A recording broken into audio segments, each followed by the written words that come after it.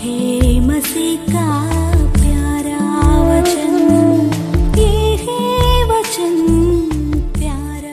परमेश्वर के धन्य नाम की महिमा हो। प्रभात मनन के सत्र 1842 में आप सभी का बहुत ही विनम्रता के साथ स्वागत करता हूं। आइए आज का मनन के लिए हम पढ़ते हैं इब्रानी 4:12। क्योंकि परमेश्वर का वचन जीवित और प्रबल और हर एक दोधारी तलवार से भी बहुत चौका है, और प्राण और आत्मा को और गांठ और गुदे गुदे को अलग करके आर पार छिदता है और मन की भावनाओं और विचारों को जांचता है। दैनिक जीवन में उस विश्राम को जो परमेश्वर ने सभी विश्वासियों के लिए प्रतिज्ञा की है, प्राप्त करने हेतु परमेश्वर के वचन से अपने आप को जांचने के बारे में हम कल मनन किए थे। हम ये भी देखे थे कि बाइबल की कोई भी पुस्तक से मनन करते समय हमें उसमें यीशु मसीह को और उनकी पवित्रता को देखना होगा, और उससे हमारा जीवन को तुलना करके हमें अपने आप को जांचना है, परखना है, ताकि हम अपनी कमी घटी को देख सके और प्रभु के पवित्रता की ओर बढ़ने की कोशिश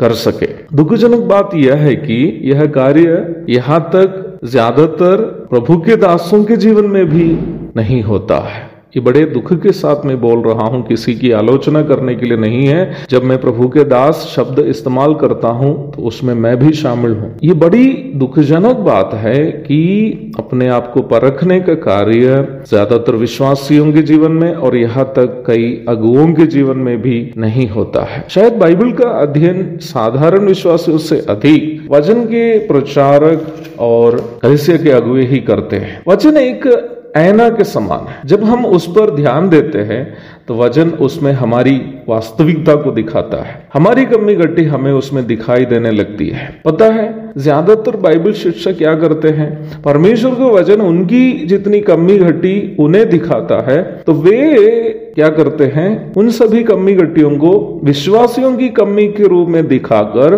विश्वासियों को वे लोग समझाएंगे कि तुम्हें सुधरना होगा। जबकि वचन का अध्ययन करने के बाद सबसे पहले किसको सुधरना है, प्रचारक को ही सुधरना है, नहीं तो अगुवे को ही सुधरना है, ताकि प्रचारक या पास्टर की बदली हुई जिंदगी उनको देखने वाले विश्वासियों को सुधार सके। प्रचारक या अगुवे के गला फाड़ कर करने वाले भाषण नहीं, उससे बढ़ करके अपने जीवन के अनुभव की वचन कैसे उन्हें सुधारा है, यह अनुभव ही उनको सुनने वाले लोग देखकर या उनको देखने वाले लोग देखकर अपने जीवन में उतारना है। पौलुस के प्रस्ताव पर ध्यान दीजिए। पौलुस कहता है, परंतु मैं अपनी देह को मारता और कूटता और वश में लाता हूं, ऐसा ना हो कि औरों को प्रचार करके मैं आप ही किसी रीति से निकम्मा ठहरूं। 1 कुरिन्थी 9:27। मुझे सुनने वाले प्रिय भाई बहनों,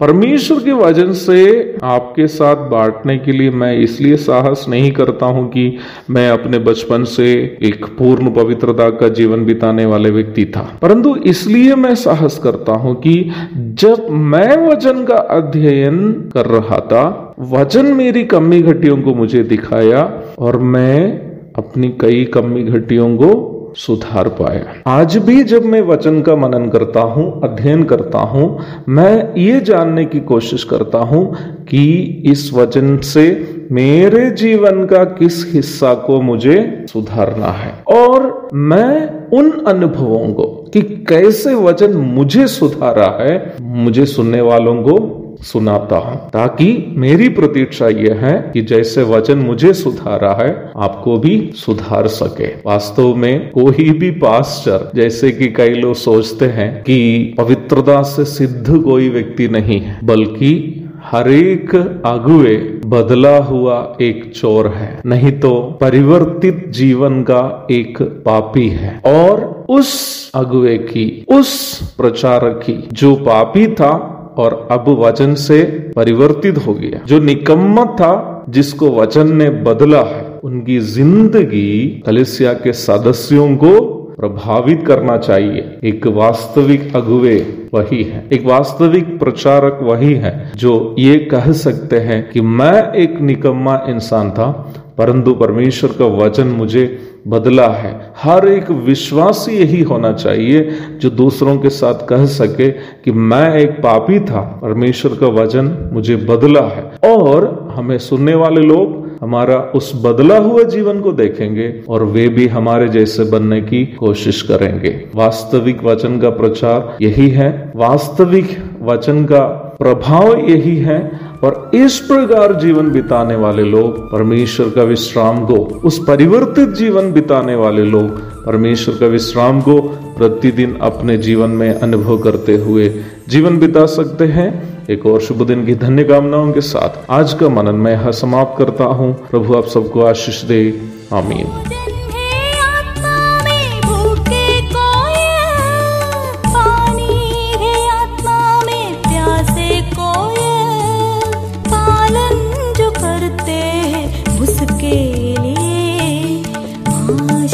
पाने का साधन है ये वचन, प्यारा वचन, यीशु मसीह का प्यारा